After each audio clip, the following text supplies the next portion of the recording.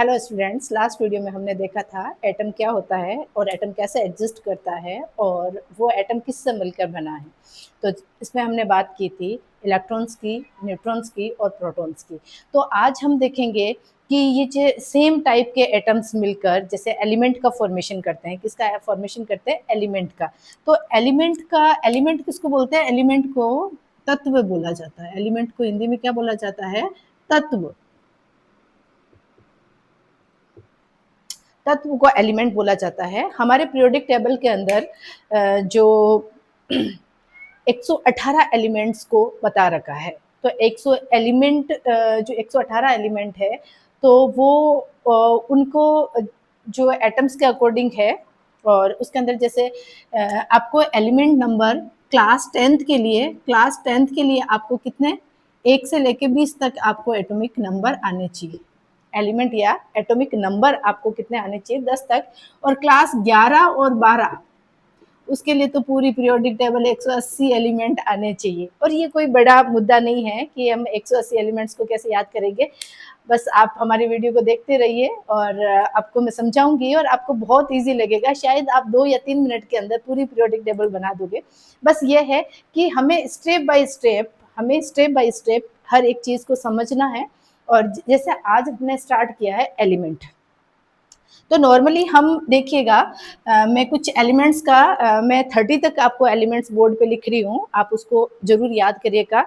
और उनका atomic number, आप एटॉमिक नंबर जैसे कोई एलिमेंट है उसका एटॉमिक नंबर 6 है, तो अपने दिमाग में डायरेक्टली क्लिक हो जाना चाहिए कि एटॉमिक नंबर 6 जो है वो किसका है? कार्बन का है, नाइट्रोजन का है, ऑक्सीजन का है। तो आपको वहाँ एटॉमिक नंबर आप चेंज नहीं कर सकते हो, इसलिए आपको 30 तक, क्लास 11-12 के लिए स्पेशली बोल रही हूँ कि 30 तक आपको एटॉमिक नंबर बिना कोई ट्रिक से याद होना चाहिए।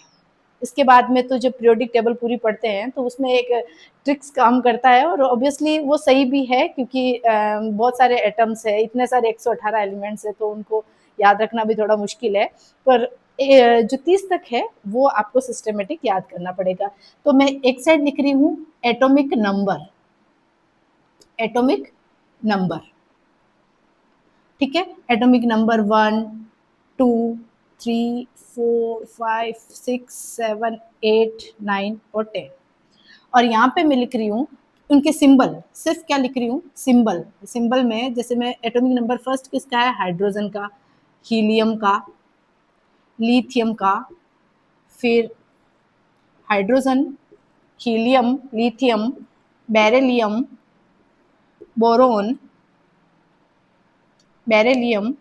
Boron, carbon, nitrogen, oxygen, fluorine और नियोन। अब देखिएगा यहाँ पे सबसे ज्यादा कंफ्यूजन कब होता है? कभी हम बी लिख देते हैं, कभी बी ई लिख देते हैं, कभी बी ए लिख देते हैं। इसको थोड़ा सा समझिएगा, ये तीनों के तीनों एलिमेंट है वो अलग अलग एलिमेंट्स है, इनका एटॉमिक नंबर अलग है। ये बी जो है उसको बोरोन बोला जाता है, ये बी ई है इसको बेरिलियम बोला जाता है, ये बी ए जो है वो बेरियम कहलाता है। तो आप इसको ऐसे नहीं कि क्योंकि बच्चे सबसे ज्यादा मिस्टेक कहाँ करते हैं? बी ई की जगह बी ए लिख देते हैं। बी ए नहीं होगा, ये बेरियम है, ये हायर एटॉमिक नंबर है।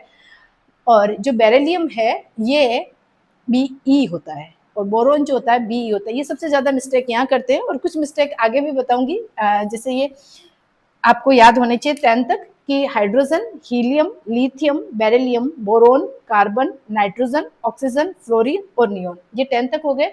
और क्लास 11 और क्लास 12 के लिए स्पेशली बोलना चाहूंगी कि प्लीज आप 30 तक एलिमेंट नंबर या एटॉमिक नंबर याद करिएगा बिना कोई ट्रिक के। उसके साथ आप ट्रिक मत लगाइएगा। After 30 you must apply trick, okay. तो जैसे 11 नंबर, 12, 13, 14, 15, 17, 18, 19 और 20।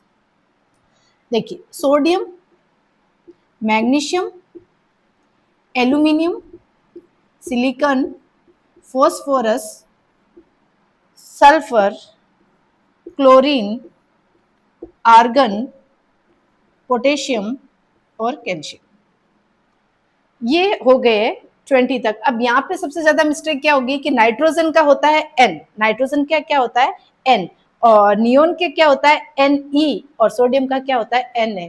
अब जिस तरह N, Ne और Na, इसका मतलब है नाइट्रोजन, इसका मतलब है नियोन, और Na का मतलब होता है सोडियम। सबसे ज्यादा बच्चे क्या करते हैं कि सोडियम को S लिख देते हैं, और S किसका होता है सल्फर का, ठीक है। पोटेशियम को P लिख देते हैं, पोटेशियम को क्या लिख देते हैं P लिख देते हैं, लेकिन नहीं, गलत है। पोटेशियम P जो है वो फॉस्फोरस का होता है, और पोटेशियम का K होता है। ये आपको याद रखना पड़ेगा। और ये कैल्शियम Ca होता है, ये तो कोई दिक्कत नहीं है। लेकिन जैसे बोरोन, बेरिलियम और बेरियम, इन तीनों में जिस तरह से डिफरेंस है, उसी तरह से नाइट्रोजन, नियोन और सोडियम, इसमें भी डिफरेंस है। आप कई बार क्या कर देते हैं, जब नियोन लिखते हैं तब उसको सिर्फ N बना देते हैं, या फिर जब नाइट्रोजन को Ne कर देते हैं या Na कर देते हैं, तो प्लीज इसका थोड़ा आप ख्याल रखिएगा कि ये तीनों अलग अलग एलिमेंट है, ये एक एलिमेंट नहीं है। और ये एक जैसे दिखते हैं पर एक जैसे नहीं है, अलग है, ठीक है। अब मैं 21, 22, 23, 24, 25, 26, 27, 28 और 29 और 30। अब देखिए, ये स्कैडनियम है, ये बाई 22 वाले को बोलते टाइटेनियम, फिर वेनेडियम, फिर क्रोमियम, फिर मैग्नीज, फिर उसके बाद में आयरन, फिर उसके बाद में कोबाल्ट, और 28 पे निकल, और 29 पे है कॉपर, और 30 पे है जिंक, ठीक है।